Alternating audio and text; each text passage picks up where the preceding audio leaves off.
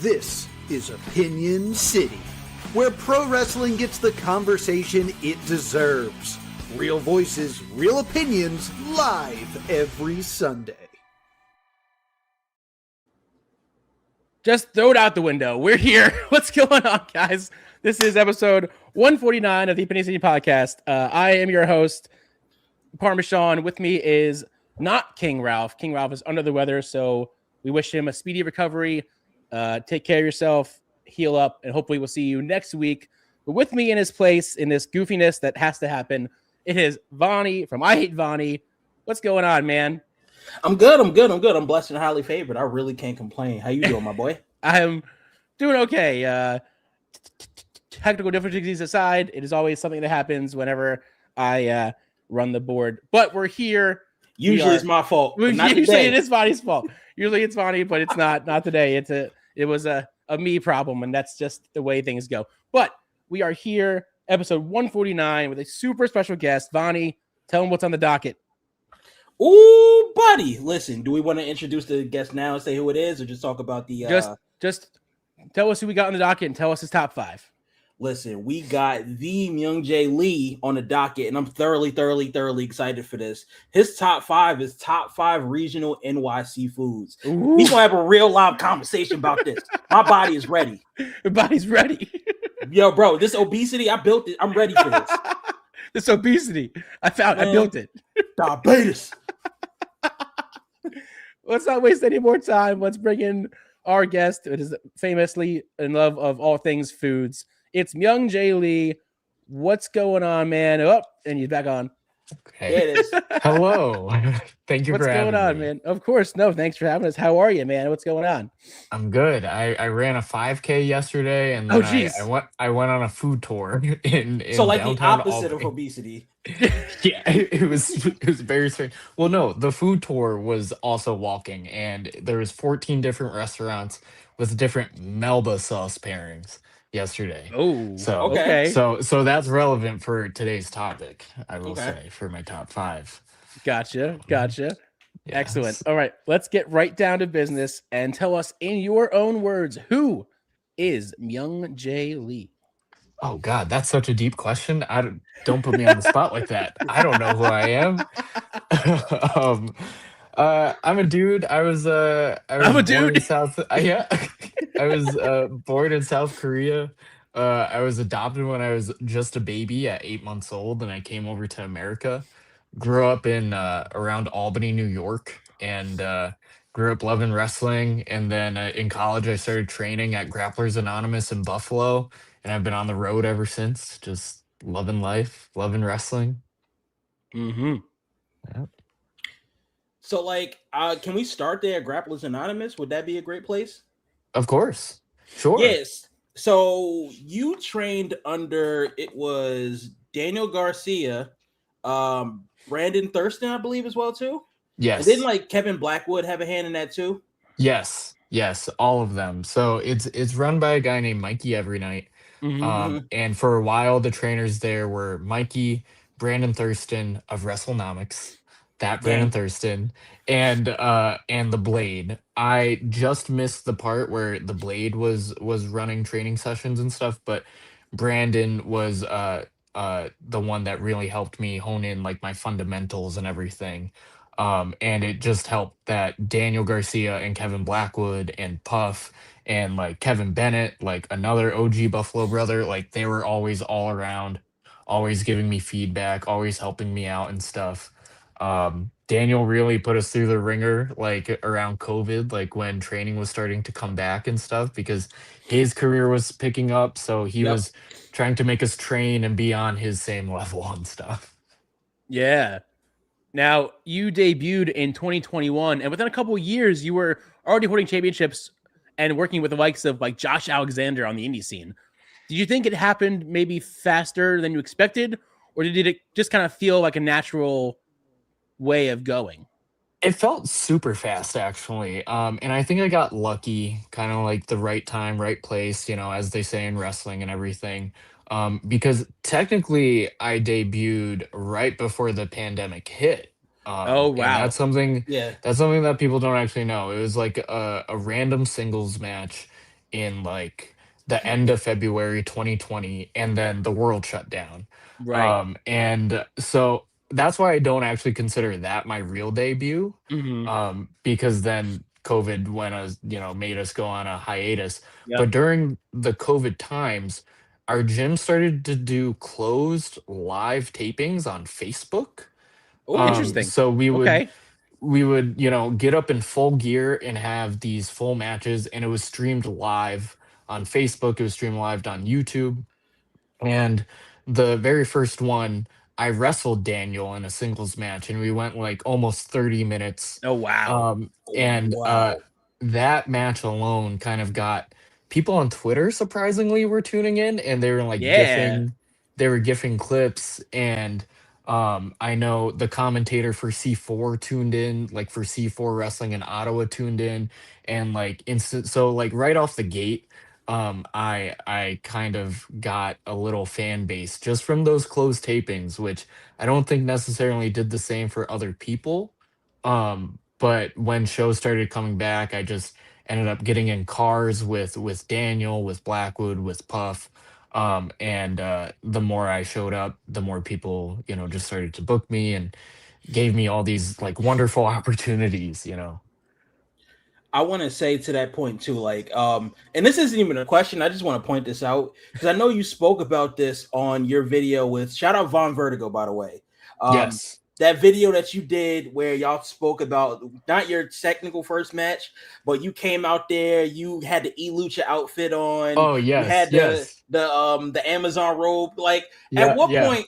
I just wanted to point out, first of all, that looked like a pure Fashion Nova fit in the best way possible. Um, but like when you look back at those types of times and stuff, right, and to where you are now, is there a Yeah. sense of just proudness you have for how far you've come along? Yes, 100%. And it's something in wrestling that like makes me stay grounded is remembering that type of stuff and not getting too big for my own head or anything. Like if for whatever reason I had to stop wrestling tomorrow, I would be very happy with the career that I have had so far. Mm-hmm. Mm-hmm. Now, as we said earlier, Rappers Anonymous produced both you and Daniel Garcia. So, what does that school do differently that turns out technicians at that level? I'm not entirely sure. I feel like it just depends on what you put in, to be honest. I think there's a lot of other reputable training schools as well. I think it depends on the individuals a lot because as much as you can go to training, you can go to classes and stuff, but if you don't like view certain things as a way to help yourself get better, or if you don't take this seriously as some other people, you could go to a very reputable school and still end up not being a very good wrestler. Mm-hmm. That's a So fact. I feel like it's mostly on the individual, and I think we just got lucky and a good crop of people at grapplers. So like to that point, I want to walk back real quick. Because I know we're talking about grapplers and how you getting to that point. So South Korea, before you even make it to the States in a sense, right? I believe you mentioned you grew up with foster parents. How much of that background shapes who you are today, just both as a person and a performer? Yeah, so I did have foster parents in South Korea, but only for like those 8 months that I was born. Right. So I didn't really know them at all. And Gotcha. So then I grew up in Albany with a pair of white parents that are so very Mm-hmm. supportive. You might catch them at shows. Actually, they travel sometimes just to see me, and I sometimes I tell them, "You don't need to travel that far." Right. Like I'm like Right. this show isn't worth it. Stay home. But my parents, my white parents, my adoptive parents are very supportive of my wrestling career. Um, and to be honest, I forget the question you asked, but I really I No, could you're good. I started going off You're my on my white parents, which is also very funny when they're in the crowd and they tell like people that they're my parents. Right. without. Oh. Oh.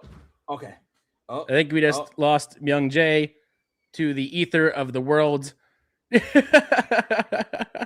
Yo, Hopefully that's his we'll get him white back parents on in a tuning second. What'd you say? I said that's his white parents breaking it. White parents breaking it.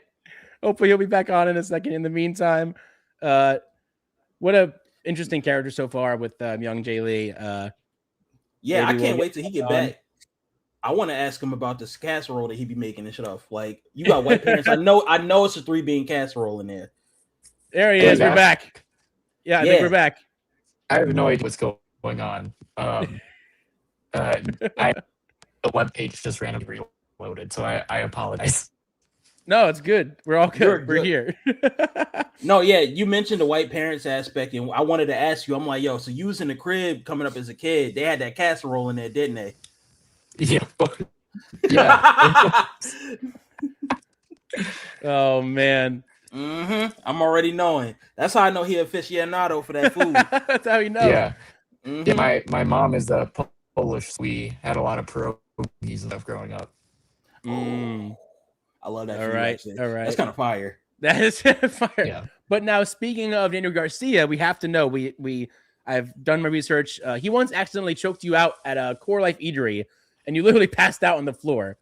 Can you just sort of walk us through that story? Because we need to hear it from you directly. I don't know why I can't hear you. Oh no! Can you hear me? You Bonnie? might need to refresh. Yeah, I can. Yeah, I think you might need to refresh again. You need to refresh again.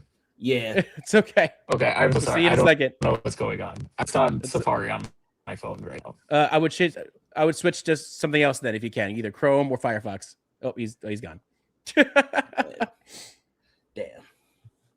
Yeah, nah. This is a Chrome household. I stand by it. Oh yeah, it's definitely a Chrome household. For some reason, we do not do Microsoft Edge, buddy. No, we don't do Edge. We don't do Safari over here. We guys stick with Chrome. At least Chrome knows what's going on. The only Edge I acknowledge in Edge right now. Let's see if he's back on again. Do we have him? Okay. Yes. All right. And now I can hear you. Yeah, you can hear me? Okay. You can hear both of us? Yes, I'm getting some feedback in my ears right now, but I can hear you for the most part. Yeah, we hear a little bit of feedback on your end as well, but if we have to figure this out. Did you go back on Safari? Yes. Yeah. Should I be opening this in Chrome or something? Yes. On Chrome. Absolutely go on Chrome. Absolutely go on Chrome. Absolutely. Okay. We'll see you in a second. Okay. I'm so sorry. Oh my God. This is already the greatest episode. And this is already the greatest episode live. So this is why we love doing it a live show, because you never know what's going to happen when you do it live. You never know who's we'll do it live. We do it live. This is what happens. We are currently in the midst of talking to Myung-Jae Lee. If you're just joining us, how are you? He's having some technical difficulties, which happens to the best of us. He'll be back as soon as we can. We would just talk about his intro to wrestling, how he went from South Korea to New York to train at Grapplers Anonymous. We're going over, his training with Daniel Garcia and Brandon Thurston and all of that stuff. So we're getting to know a little bit more about him, as well as the wonders of technology. Yep. While he's actually resetting up shop, Sean, how did you actually get into Myung-Jae Lee and his wrestling? I got into it from Power Pro. I mean, even before Power Pro, but Power Pro Lucha, man, when he joined F.I.S.T. F.I.S.T. Yeah, I can't wait to ask him about that. Actually, yeah, yeah. No, I believe, if I'm not mistaken, wasn't he also in the Prodigy Cup? He was. I believe he was also in the Prodigy Cup. We can confirm with him if we make sure he's back on and ready to go. I was in the first Prodigy Cup and I lost, but I did kick Harleen Lopez in the face. It's a good way to come back. Can you hear us now, or is everything good on your end? I'm still getting some feedback here, but I did switch to Chrome. It seems to be working for now. Do you hear anything from him, Vonnie, real quick? Little feedback, but we're gonna ride the high hand. He sounds good to me, as far as just a little crackling feedback. All right, but yeah, I hear that crackling. I hear that crackling. Yeah, that's is that me? I'm pretty sure that's you, my friend. Oh, really? Oh my God! Is it these headphones? I don't know. It might be the headphones. AirPods. It might be the technology. AirPods Pro. So I don't know. Maybe try it without the AirPods. Yeah, try maybe. Without. Okay. Try it without real quick. This is the wonders of live, everybody. Yeah, put your AirPods away and close it up. We'll see what happens. Okay. I'm here Testing. now. Test. Yeah. It sounds better. I think Does it it? sounds Because better. now I hear some crackling. Okay, no, actually, that's much better. That's much better. Let's go. It is. Okay. Yes, Okay. it's much better. So, what I was trying to say before the wonders of technology interrupted us was that you got to tell us about the story of you getting choked out by Daniel Garcia. Oh, goodness gracious. Um, that's so funny because that story I first told on another podcast, and then news aggregators like it just took it and ran with it. Um, so the original Buffalo Brothers were meeting at a Core Life eatery, just to, kind of like a mini reunion, just to say hi and everything. But Puff brought along me, this other guy, Kevin Bennett, he brought along this guy named Vinny Moon. So like there was a few additions. Um, and for whatever reason, Daniel just put this nice choke on me. And I'm not stupid. I tapped immediately, but he didn't let go. He held on just for a little bit too long. And then next thing you know, I'm on the floor. My glasses fell off my face. And I don't really remember what happened. Oh no. Hey, it sounds like a receipt to me. Yeah, I know. Yes, definitely. It's coming. Listen, you kick Harleen in the face, Danny said, I bet. Right. So okay. So your style, let's talk about you and your actual in-ring prowess, right? So like Mhm. you're more so a technical, you're submission based in that sense, right? Yep.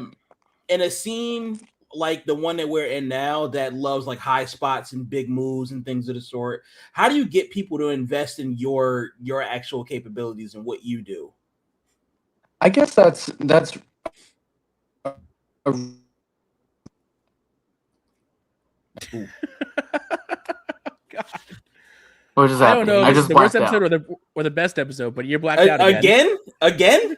Wait, can you hear me? Sean sounds like Alvin and the Chipmunks for whatever reason right now. I No, can I hear can you hear you. clear as day though now. Yeah. Yeah. The You joke guys of are him literally saying, coming off super high pitched, like you're Oh Alvin and the man. Chipmunks. you might need to restart your Oh yeah. my god. Yo, the Oh joke of man. him saying I blacked out again after that story is Yeah, not blacked lost out on me. again. Oh. We apologize, people, for if you're watching for any of these technical difficulties. This is what happens when we do it live, and it's funny. The whole time we were talking to Myung before we got on the air, he was perfectly fine. Crisp, And bro, then as crystal soon clear. as we get live, as soon as we turn on the camera, it's like Stage nope. right. It's like nope. All right, let's see. One more time. Hello. Hello. Oh no. We're still having problems. What's the deal with it? Oh, Poor thing, man. pure Myung. Well, do you have anything to add while we're here hanging out? Yeah, no. So I'm glad I wasn't gonna lie when I said the first time I saw him was Prodigy Cup, because that's where I remember specifically seeing him show up, and I remember him being one of the favorites to win that initial tournament, and I thought that it might have been him. It ended up being a Brute, Right. But I don't know, man. He left an impression on me. It was him. It was Spike. It was Harleen. They got a really great cast out there. Yeah. It was such a great first show out, and having Myung there as one of the standouts was a really big deal for that first year, especially. Mm-hmm. Year 2, I think right now they're gonna blow the roof off. I think that this is their coming out party. Last year was great, but this year I think they're really gonna set the stage. Oh, absolutely. All right, let's see if we have him here again. See if he can hear us. If we're rocking and rolling. Do we have him? Are you winning, son? Are you? Hey, what's going on? Can you hear us? No?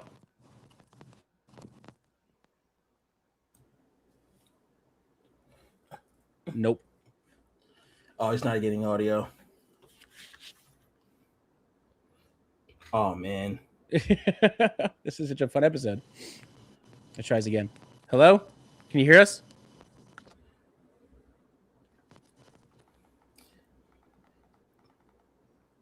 No. No.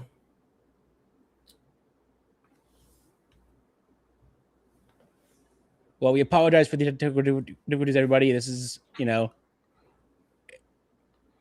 way it works. Right, technical difficulties for a technical wrestler is kind of hilarious, though. I mean, it's kind of funny in a way. I don't know how else to say that, but it's a pretty good joke. It's all good. Anything else you want to share on your side that you've been up to, just as we're waiting for Mr. Lee to get back in? As Mr. Lee tends to his difficulties, maybe not. Maybe you can try one more time, see if he's back. Can you hear us? Can you see us? Let's find out. Yes, I can hear and see you guys. You can hear us. Yay! I think we're back. Let's hope this works.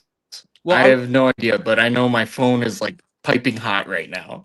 Well, let me just ask this: do you have a laptop? I do. That might be the best bet if you have the time to switch to the laptop real quick, and while we, hype you up the whole time while you're busy. Do we want to just see if this works for right now, and if it crashes or does whatever that's happening to my phone one more time, then I try the laptop? I would just do it now because you're sounding all crackly and stuff, and your video is not the best. Okay. Okay. We will. Okay. I'll have Vonnie interview me while you're gone. Yeah. Okay. Sounds good. Oh man. Yeah, no. So it's honestly, and it's been a while. I'm glad we're actually back on to talk, because the last Opinion City show that I did, I think, was with Travis, and another F.I.S.T member. Yeah, it was another F.I.S.T member and Travis. It was absolutely, which was a fantastic episode. We learned a lot about that member of F.I.S.T in that episode. Magic the Gathering. Yep, his top 5 colors, top 5 Magic the Gathering colors was that one.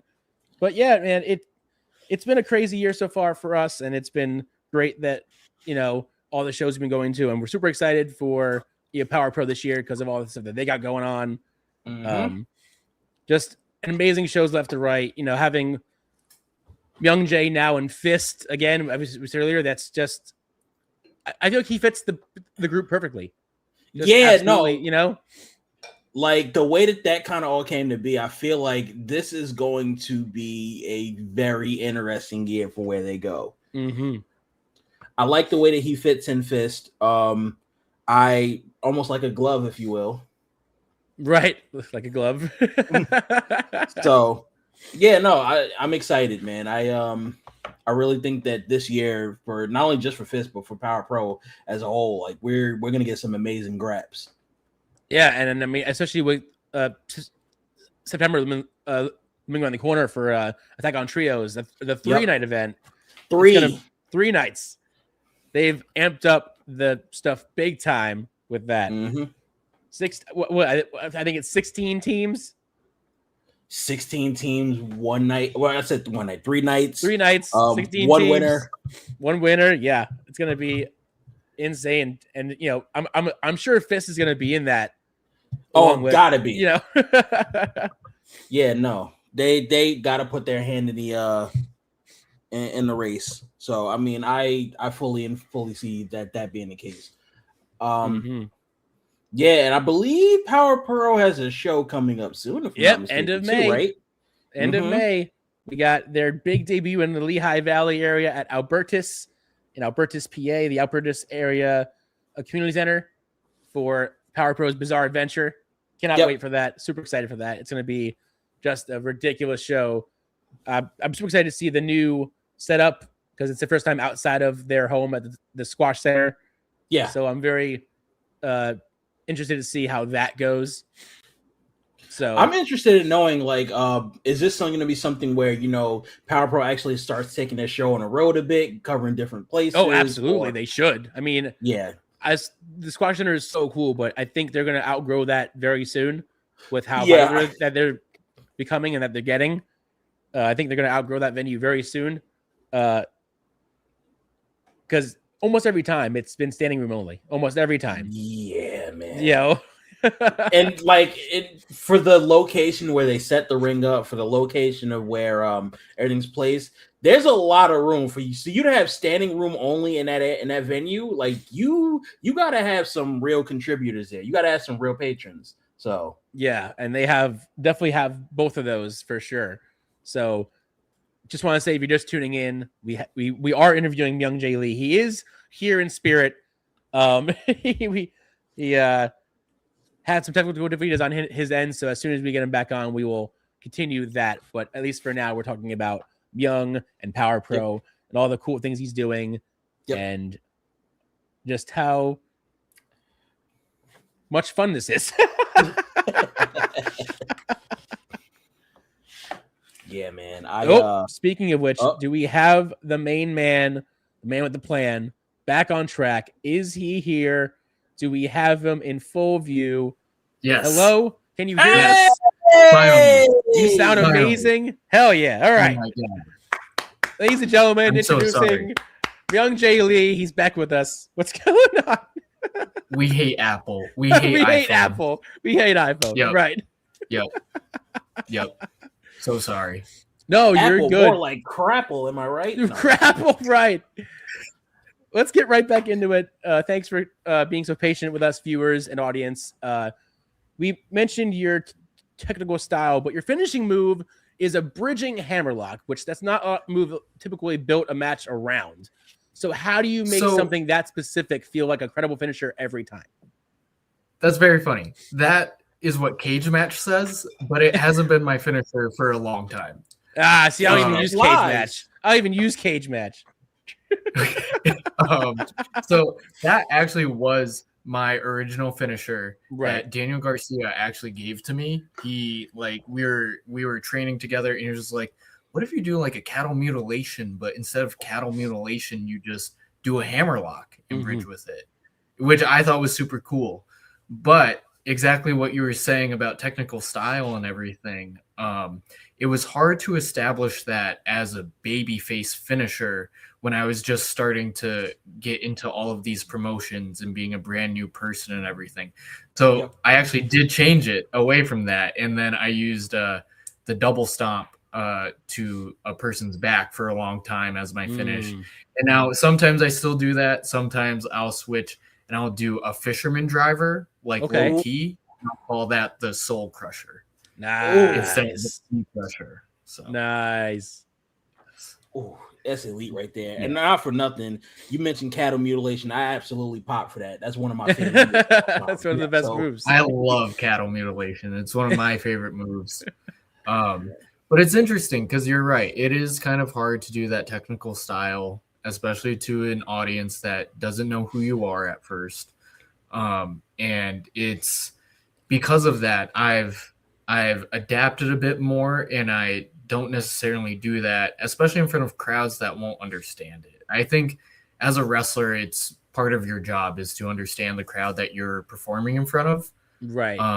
And understanding how to adapt and switch between crowds. A lot of people wrestle the same amongst any single crowd, which is fine. Some people, that's just what they do, but I don't believe in that. I believe that you should adjust your wrestling and your matches to the crowd you're performing for. 100%.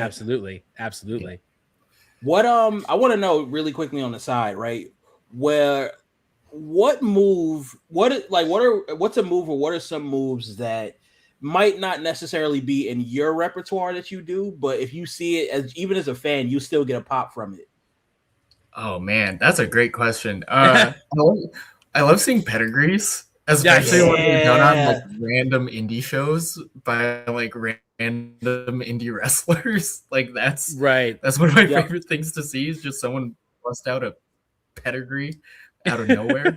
I will say, a Canadian destroyer. I don't personally. I mean, I've done a few here and there, but that always gets me because that's to a fan that's never seen wrestling before. That the always greatest thing ever. Right. Exactly. Yo, when Petey Williams busted that out, I thought he was God walking on earth. I was like, what is this? Oh my God. Petey Williams is next level. Oh yeah, absolutely. I used to study him a lot when I was first starting out. I used to do his he used to do like a kind of like a head scissors thing, but instead of finishing with a head scissors, he would turn it into a Russian leg sweep. I used to do that a bit. Right. Yeah. Now, you've worked everywhere from Barry Wrestling to Black Label Pro to C4 to even AEW programming. Yes. To you, in your opinion, which environment has pushed you the most as a wrestler? Honestly, all of them have kind of, made me learn from those experiences and everything. I will say C4 wrestling has definitely given me the most opportunities to wrestle against like some very like high level talent and veterans that have helped me immensely in my career. Some that I would even consider mentors now. Right. Evil Uno is one example of them. Yes. I've done a lot of work with Evil Uno at C4 Wrestling, and I don't think I would be the wrestler that I am today without working with him. So absolutely. So I believe one of these promotions, you had a title reign of over 400 days. Yes, Barry Wrestling, the Three Pistols title. Right. So like a reign of that length, right? 400, like again, a 400-day length is nothing to sneeze at all. So what does that teach you about yourself that a short one doesn't? It showed that I had to adapt and keep up and not give the same fans the same match every single time. So I always had to be different. And throughout that entire run, I was a babyface. Right. Which is also a bit more difficult, like a babyface on top for that long. Right.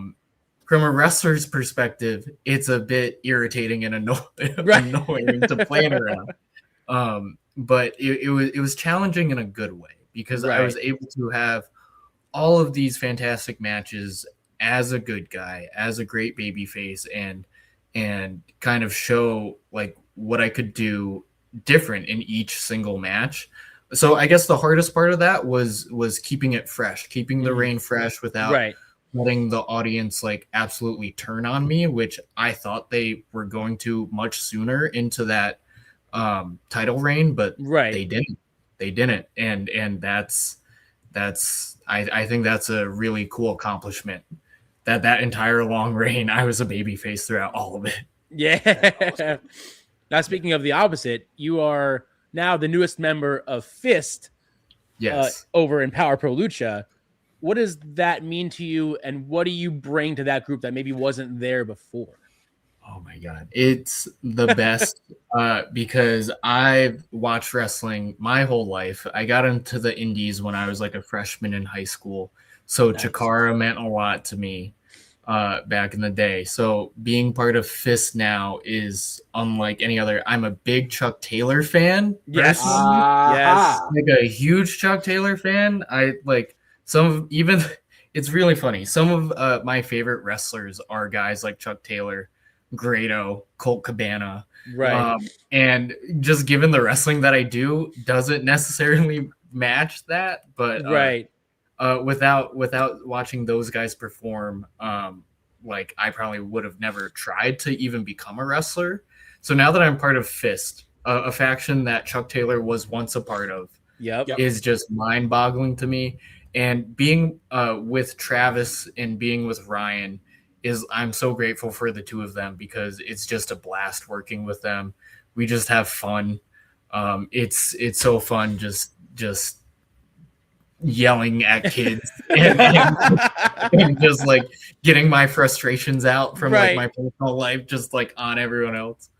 So, oh man, no, that's awesome, man. Like, and I think even for Chuck E.T., like while you don't mimic their actual moves, I think there's a swagger about you that kind of is in the same vein. So I can see where exactly that comes from and the inspiration behind it. And you carry that not only in America, you carry that worldwide. Like I believe you were in the UK as well. Like, is there a moment somewhere on a road that like walk me through a process of you being out working, say a UK date or something like that versus a North American date?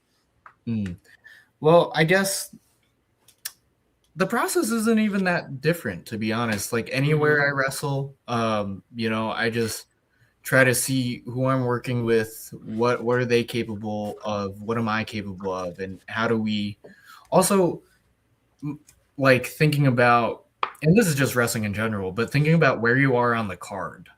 Right. I think especially in indie wrestling, that's hard for people, which I get. Like I understand wanting to show out all the time, Right. but I think it's very important to realize that, like, sorry, you're not the main event today. You should not go all out because then you're going to tire out the fans. So that's kind of like my process, like anywhere in Europe, in Canada, in the US. Right. Like just be mindful of the card that you're on with the other workers you're on, but also like see what you and this other person or multiple people can do together to bring like a unique thing to that one show. Right. So is there like a moment when you're out there, say in Canada or Europe or somewhere, and you're on the road and you're looking at yourself like, yeah, I'm meant for this. Like I'm built for this. Like this is where I need to be. Like walk me through that. So earlier in my career, I used to definitely think that. Now I'm thinking, oh God, why did I ever sign up to do any of this? Right. Like, can I just get home? My body hurts.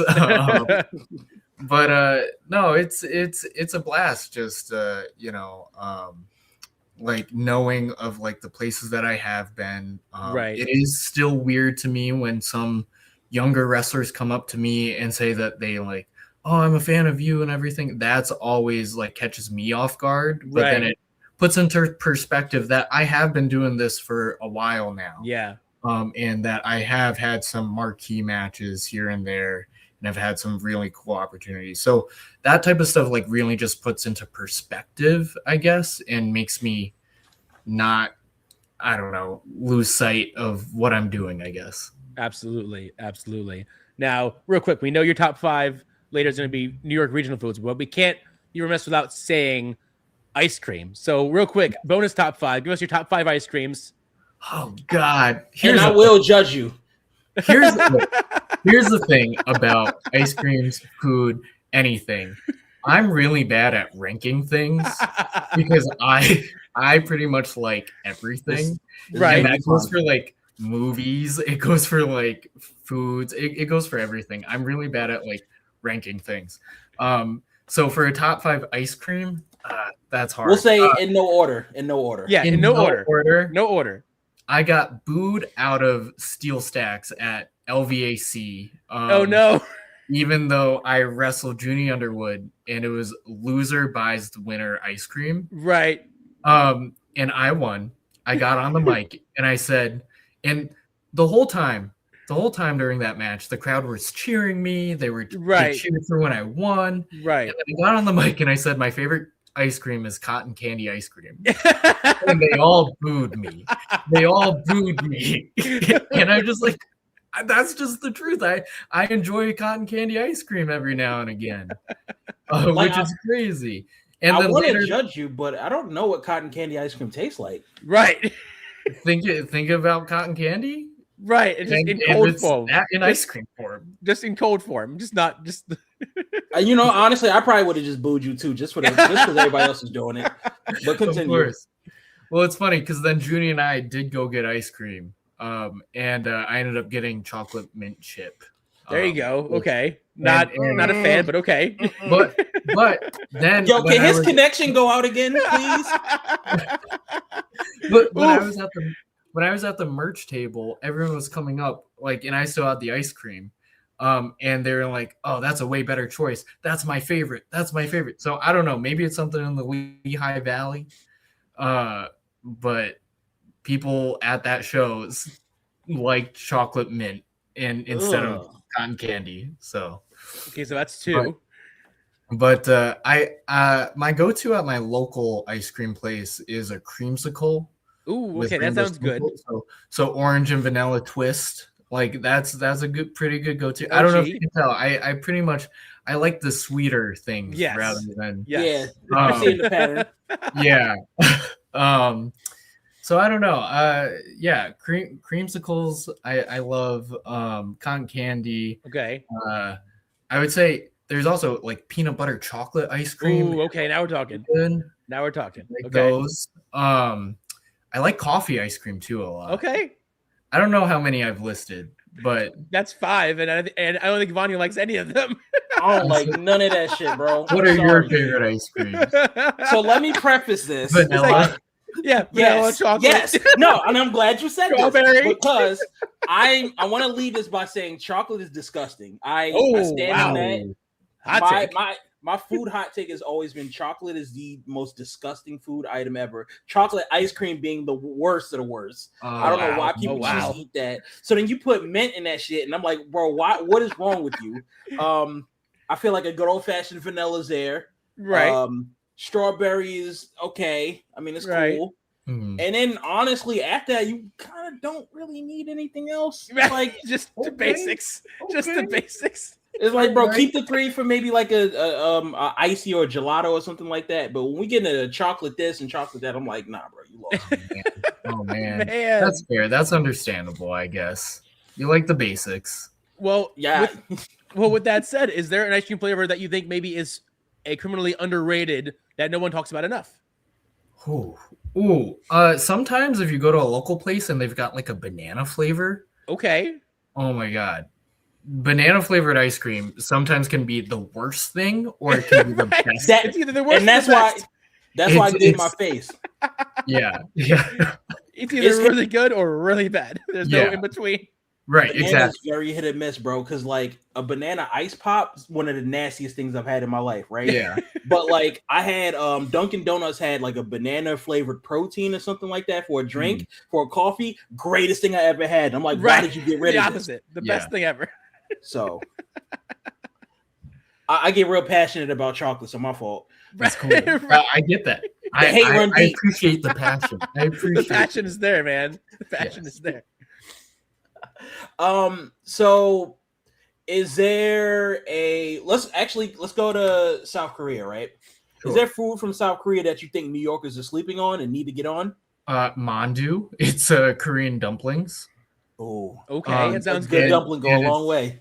You know, some people, people like to steam dumplings and everything. Mm-hmm. What I used to grow up on, because my white adoptive parents used to send me to a Korean culture camp with other Korean adoptees. Okay. So I could learn the culture and stuff.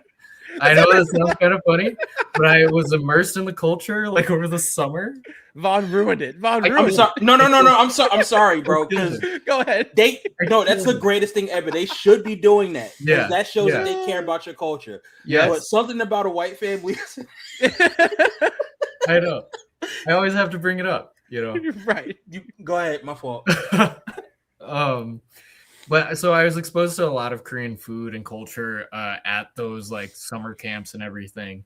And what I loved the most was when they would deep fry these dumplings. So like it would come out nice and crispy. So mandu, I love mandu so much. I could eat like an unhealthy amount in one sitting. Right.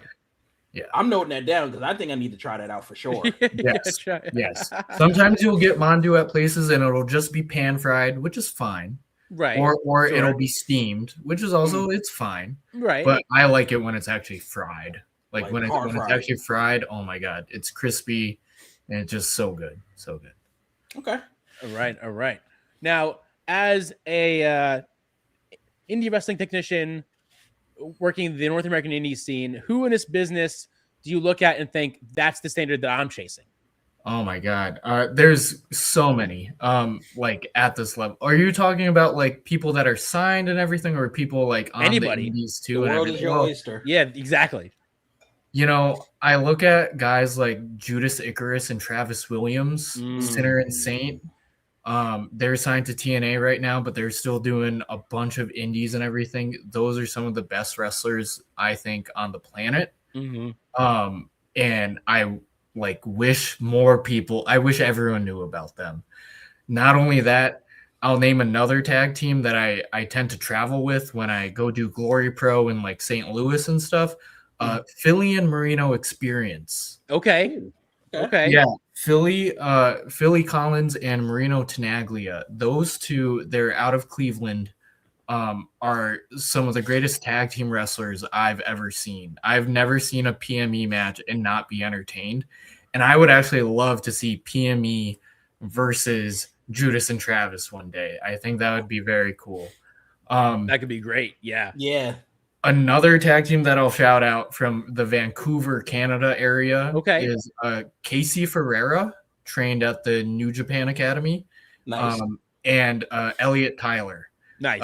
And they both also train at the Lionsgate Dojo with Nicole Matthews and everything. So those two are also pretty good guys. Like, and these are just like indie wrestlers that I'm naming right now, but I think that they're like all genuinely like really good and deserve a bigger platform to showcase their art, you know? Yeah. Yeah. Absolutely. No, that's real. It's cool to be able to ride with those people and ultimately soak up so much game, so much knowledge, so much like these car rides and everything that you get on, these flights and everything, all of the knowledge that's just given from one person in the game to another. It's a beautiful sight to see, and it feels like a baton passing of sorts. Yeah. So like for you, right? Like the Myung-Jae Lee that exists 5 years from now, if he looked back at you today, what do you think he'd say to you? Ooh, man. Ooh. Oh man. So wait, are we talking about me in the future? Talking to me now? Yep. Yeah. Oh God. Probably 5 years from now, I would probably take a look at myself and say, "Don't take that bump. Why'd you take that bump?" Because if people have ever planned a match with me, they know that I'm pretty much down for anything and everything. Right. Which I know, like, I work with guys like Josh Bishop, and he's the same way. So, like, when I get in a match that are similar to that, like whenever I work with Josh Bishop, it's always probably bad for my body because we're both down to do anything and everything, and typically we do. So you're trying to take a Canadian destroyer on the apron? Yeah, well, yeah. Hell yeah. Especially from a big man like Josh Bishop. I'll take one. That would be insane. Man. Seeing Josh Bishop give a Canadian destroyer, that would be a crazy sight to see. Yeah. But 5 years from now would probably look back at Myung-Jae Lee and be like, stop taking stupid bumps. Like, your body hates you now. You're doing too much. I'm a smaller dude. Dude. I know my place. Right. Yeah. Right. Now, is there something about you that the wrestling world maybe hasn't figured out yet? That's a great question. I don't know. Have people figured me out? Or have they not? I don't know. I think I'm pretty open on social media and stuff about like what I like with the ice cream and food. I mean, I tweet about food all the time. Yeah. Like I eat so much. We can get into this in the top 5. Oh, of course. Like I entered a mini hot dog eating competition 2 years ago with no experience whatsoever, and I came in 3rd. Wow. So that's huge. I'm a big foodie. A big back forged from the fire. You just like me. You just like me. Yes. Family. Goddamn straight. Oh, that's great. All right. God. Well, it is now time for what is normally my favorite part of the interview, but today I will pass the baton to my good buddy Vonnie over here from I Hate Vonnie. It is the last question of the interview that we always love to ask all the wrestlers. Von, take it away. So, Mr. Myung-Jae Lee, I would like to ask you, what does pro wrestling mean to you? And what is the significance that it's had on your life? Dropping the big bombs now. The big bombs. God, this is deep. Pro wrestling to me is everything. It's art, it's sport, it's this beautiful combination of the two. I think it's a beautiful way to tell stories, genuinely. And I mean that. Like, I think it's such a unique storytelling avenue that a lot of maybe the general public doesn't understand or realize, but like when you get into this world, like there's nothing like it, you know? And what it means to me personally, I mean, I grew up ever since it was my brother that introduced wrestling into me. So like when I was adopted into this white family, um, shout out my brother John, was a big fan during the Attitude Era. So like John? I had never been like not a wrestling fan. Like my family always like was watching. Like even my sister, who wasn't that into it, loved like the stuff that happened between Stephanie McMahon and Test and Triple H and stuff. So like even my sister, who wasn't that big of a fan, got captured by that and stuff. So like I just grew up my whole life with pro wrestling, and I've only fallen deeper in love with it, even during those middle school years when it wasn't cool to be a wrestling fan. Right. But then I would find some like other kids in my school that would like secretly still be watching, and I befriended them and everything. And some of those guys I still talk to today. And yeah, it's actually funny. You mentioned my AEW work. So I did wrestle on Rampage and RIP Rampage. But when I was at my local arena in the ring, and then I didn't realize until after, but I got a text from a dude I went to high school with, and he was like, "No way, you're in the ring right now. There's no shot." Like that's one of the guys that I would just like shoot the shit talking. I'm sorry, can I swear? You're fine. I already have. Yeah, okay, cool. Like, we would just shoot the shit in like gym class about wrestling, and no one else would know or anything. So like when I got that message from him, I was like, oh man, at least one person in that arena knew one person knows. Yep. Yeah. Now, real quick, bonus last question, because I didn't get a chance to ask you earlier because of lovely technology. We always like to ask this because usually Ralph's the oldest person in the room, but today he's not. What is your earliest memory of pro wrestling growing up? Whew. Probably something to do with The Rock and Stone Cold. Okay. One of their promo battles. Okay. I remember there was one where they were just singing to each other and everything. So that's a very early memory. The Rock's promo where he shouted out or he came after everyone in like a Hell in a Cell match. Yes. Where my God. Yes. He was like, I did it for The Rock. Yes. I did it for the people. Yeah. So like those are some of my earliest memories. Okay. So not that far off. I'm actually, because most of the time on this show, because we get a lot of young and we be showing up-and-coming wrestlers, they're like, oh, I remember when John Cena debuted against Kurt Angle in 2003. I'm like, oh God. Yes. Well, I will say those memories, the Ruthless Aggression era, are probably more to like with what I grew up with. Right. It's just because of my siblings watching the Attitude Era that those are my earliest memories. Yeah. But my thing is like, if you tell me your first wrestling match you watched is Umaga versus Bobby Lashley, I'm gonna punch my screen. We're down. Yeah. We're out. Yeah. We're done. Wow. That's too much. I remember New Year's Revolution came to Albany, New York. Right. And I was probably 5 or 6. And my mom said that I was too young to go. And that's where Edge won his first. No, you would have missed that. Yeah. Oh, man. My brother got to go. And so my first show as a fan actually was Royal Rumble 2008. Okay. Me and my dad and my brother, we got in the car and we drove down and went to Madison Square Garden. Nice. So.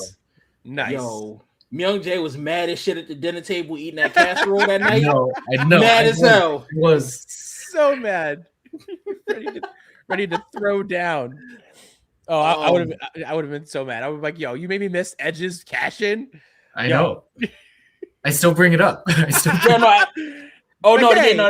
remember that time you missed something all this years ago? Yeah. You stole me for that. Yeah.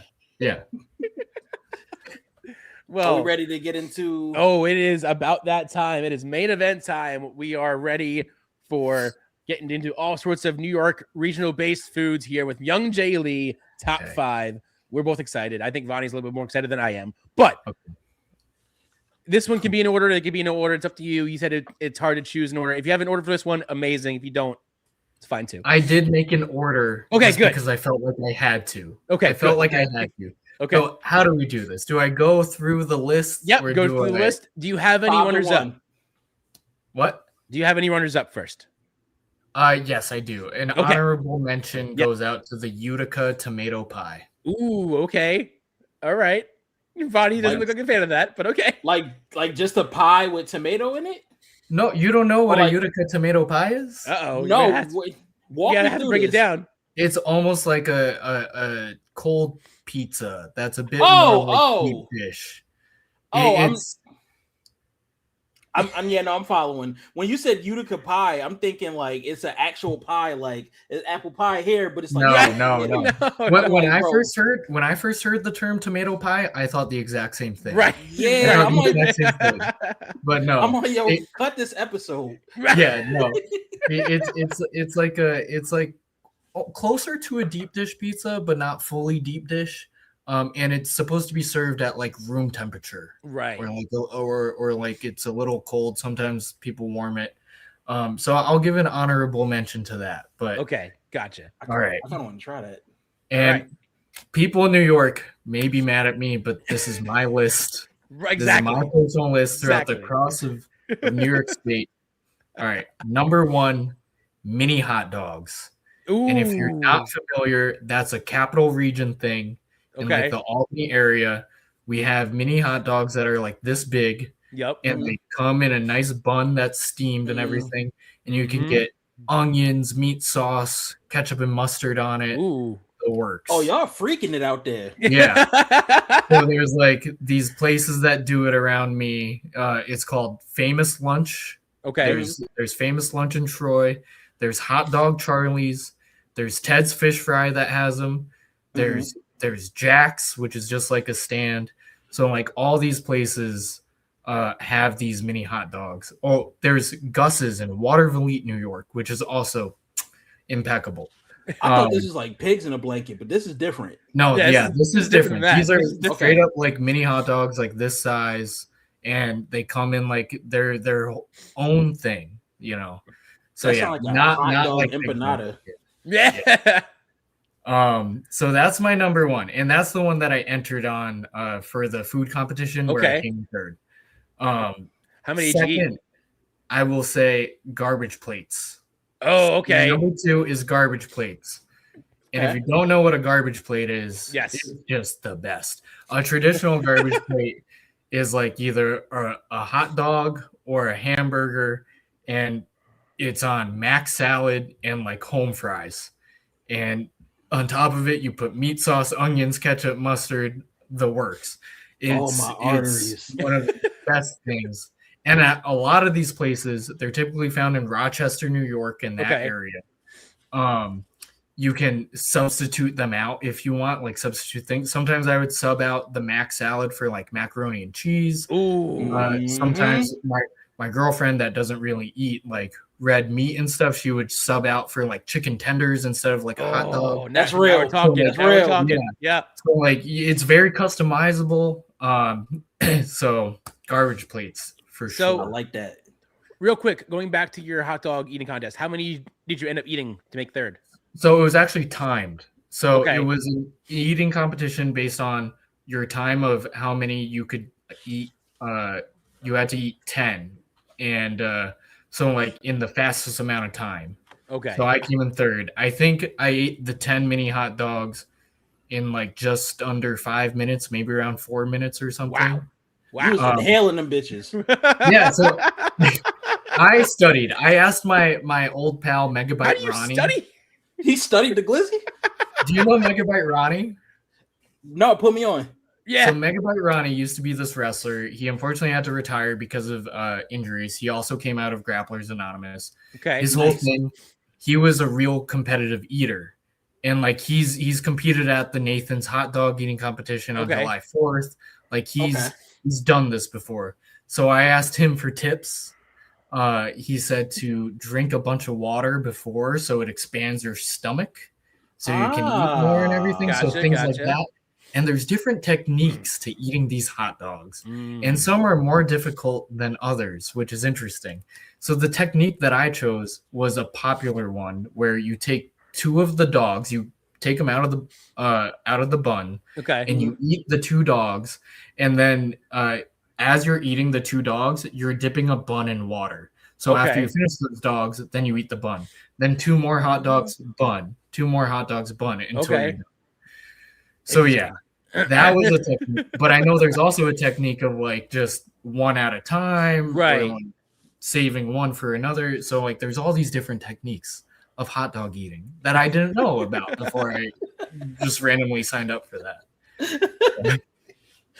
Oh my god. Okay, so we got the garbage mini plates hot dogs and then garbage plates. Okay. Yep. And then number 3, I'm gonna say buffalo wings. Okay. Perfect. Real. Love that. Yep. I'm just gonna say buffalo wings, partially because of their influence on like America and everything else, but also like there's so many good buffalo places, like Buffalo, New York, places to get buffalo wings. Like a lot of people debate between Duff's and Anchor Bar. Okay. But I will go with a favorite, Puff the Wrestler's favorite is 9/11 Tavern. And it's not named after the tragedy. Okay. Oh, good. I was gonna ask. It's named after the streets that it's on, and like it. But 9/11 Tavern has some of the best buffalo wings. But the problem with all these buffalo wing places is that you have to show up like when they open, or you're gonna be waiting forever. Right. So if you're ever going to Buffalo, and you want to stop at Anchor Bar or you want to stop at Duff's or anything, you have to like start lining up like 30 minutes before they open, which is insane. Now, what's your go-to? Because everyone likes their own wings, their own style. Do I get super saucy or do I get just like kind of dry?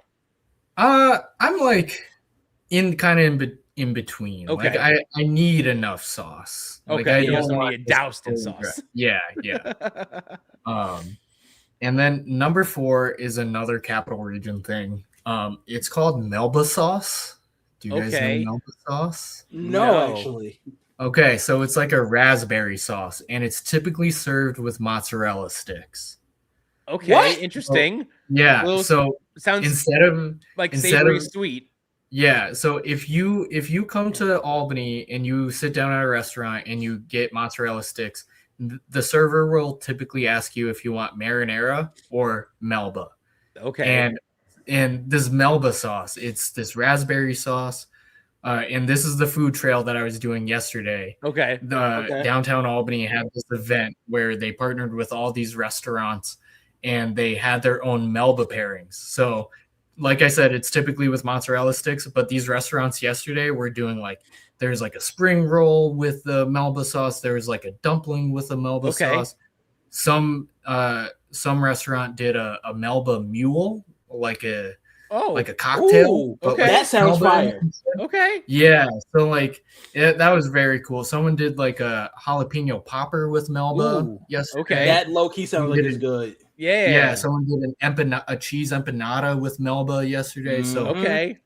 So number 4 is Melba sauce. And if you don't know what it is, look into it. Yeah. Try it out. I always get Melba sauce with mozzarella sticks. Like, nice. I'm a marinara guy, but I think we're going to try something different. Yes, please do. And then number 5, New York style pizza. Okay. I just had to put it because like I think it's overlooked. I think people just assume like, oh, this is just pizza. But no, New York style pizza is like the best pizza in my opinion. Yeah. I'm about to get ignorant real quick. Hold on. So I don't want to hear nothing about no damn Detroit pizza. I don't want to hear nothing about no Chicago deep dish. I don't want to hear nothing about none of that. If it's not from New York, New Jersey, bro, the pizza is not elite. That's right. The best is New York, New Jersey area is where the pizza lives, and that's where it's at its best. Yeah. All the other ones are probably good. California, I don't know what y'all talking about out there. California, who knows? I don't even know. Right. But New York, New Jersey, that pizza, that's where it stands. That's where the ghost is. Yes, 100%.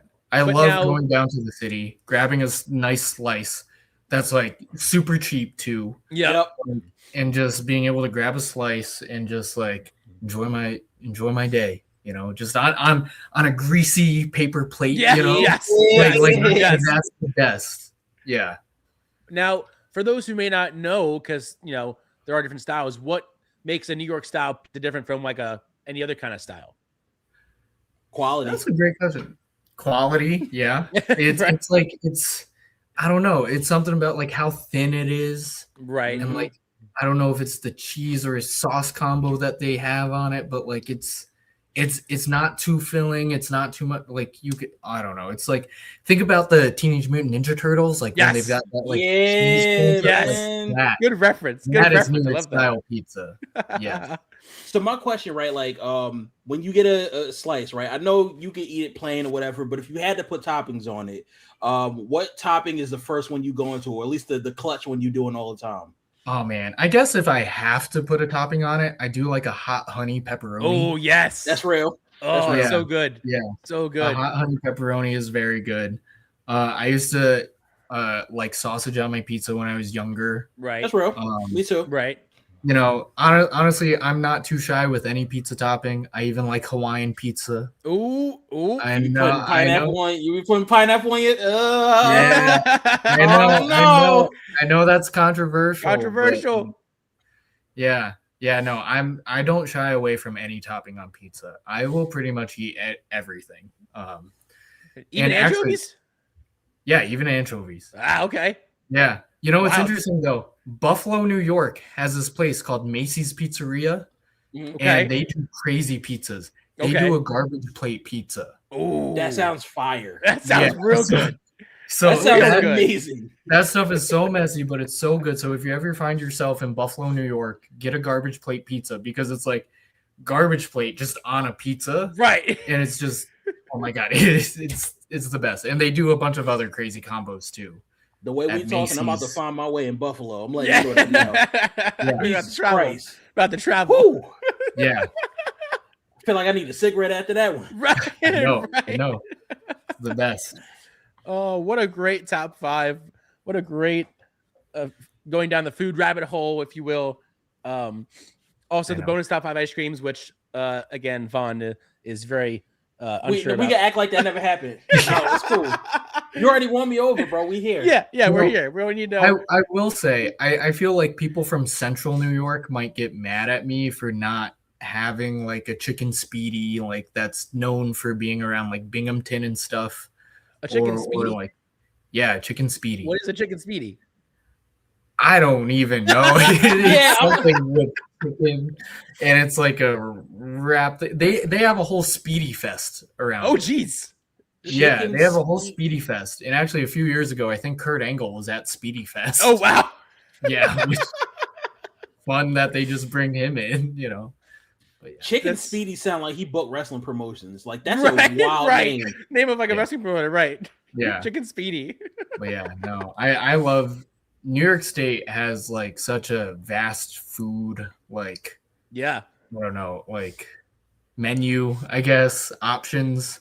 And I feel like New York State isn't like really talked about at the national level with the amount of food that we have and stuff, but like there's some great food, man. Yeah. Clearly. Yeah. Clearly. Now, again, great top five. Getting into some upcoming events now. What does Myung-Jae Lee have coming down the pipeline? And you don't have to say specific dates because we know that you're not great with dates, but you have months. You can tell us months that you're going to be available for wrestling shows. Okay. Well, I know that I've got NFW coming up at the end of May. Okay. Or is that next week? I don't know. Or I don't know. Obviously, I'm getting confused. I have C4 coming up, C4 Wrestling in Ottawa. I have NFW in Binghamton. I have Power Pro Lucha in the Lehigh Valley this time. We're traveling. Big debut. That's exciting. Yes. Looking very forward to that. Being able to team up with F.I.S.T again. Oh, yeah. What else do I have? I have a show in Massachusetts coming up that I can't announce yet. Oh. But it'll be in Massachusetts. I have a few others. Barry Wrestling. Yeah. September, I'll be in Germany for 3 weeks. Ooh. Hey, we love that. That's awesome. Yep. More Power Pro Lucha dates, just anywhere, everywhere you can find me. I think July I'll be in Portland, Oregon. Nice. So just stay updated with my social media at Myung-Jae98. Yep, we have your all your handles down below on the little ticker there. All your handles, your email, everything that you need to reach out to and sign and book Myung-Jae Lee, as everyone should. Everyone should get this talent on your shows. Absolutely. Yes. For please us, book me so I can just eat food. Just please feed him, basically. Feed him. Saying, man, if you don't book him, he gonna eat cotton candy ice cream, and nobody wants that. Well, nobody wants that. Ultimo Ant. Do you guys know Ultimo Ant? Yes, of course. Yeah, we love Ultimo Ant. Is also a huge ice cream connoisseur. Okay. So okay. If you book me an Ultimo Ant, we will go to your local ice cream store. Okay. We'll have to get Ultimo back on. Stimulating the economy. Just to talk about ice creams. Yes. Just to see if his list compares to yours in a way. Yes. But all right, Vonnie, do you have anything coming up that you want to promote for yourself, sir? Listen, I'm just here to support the indies. I am chronically online. Just follow me on all platforms at I Hate Vonnie for all of my wrestling related content, the funnies. For my non-wrestling funny content, it is Vonnie Wave, VTuber stuff over there and things of the sort. I have officially fully moved. If you've noticed, I'm at my new place now. So that's great. My content is back to becoming consistent again. We've been getting back in the runs. Other than that, man, I'm just here to support y'all. I know that y'all put a lot of work into this, and I appreciate everything y'all do. And we appreciate you just as well. And as Myung-Jae Lee, we appreciate him as well. And for us, for the channel, next week we have episode 150, which I don't know how the heck we got here, but we're here. And we're talking all things DDP yoga with our good friends returning of the show, Johnny Pierce and Selena Hecate. Both found DDP yoga, and it really helped them get to where they need to be today. So we're going to go through all of that and then some. And then right after that, episode 151, I will not be at, but joining King Ralph will be Ben Severio to talk to one Kid Bandit for episode 151, protagonist of pro wrestling. Cannot wait to hear all of that and hear all about Kid Bandit and all the things that they're doing. And for us, it has just been a great time to talk to Myung-Jae Lee here. We want to thank you so much for being on and all of your patience with your lovely technology. I apologize profusely for that. No, you don't need to. You don't need to, because if it wasn't you, it was going to be me. Right. This is a common occurrence with me. Don't even worry. You're good. Okay, I'll take the heat for it. Yeah, no. We 100% appreciate your patience as well. Like I said, you being able to hop back in when you could. We now know that Apple stands for Crapple. Yes. But again, thank you for joining us this afternoon. Thank you all for your patience as well, as we got Myung-Jae Lee back and forth off and on the Apple Crapple. But for Myung-Jae Lee, member of F.I.S.T, hopefully we'll see you very, very soon at the next Power Pro show. That's right. For Vonnie from I Hate Vonnie, this has been Opinion City Podcast, episode 149. Remember, kindness is free, so be kind to everyone. God bless each and every one of you, and we will see you next time. Go wash your ass. That's Opinion City. New episodes live every Sunday on YouTube. And to our Patreon members, thank you for supporting independent wrestling media. We'll see you next time.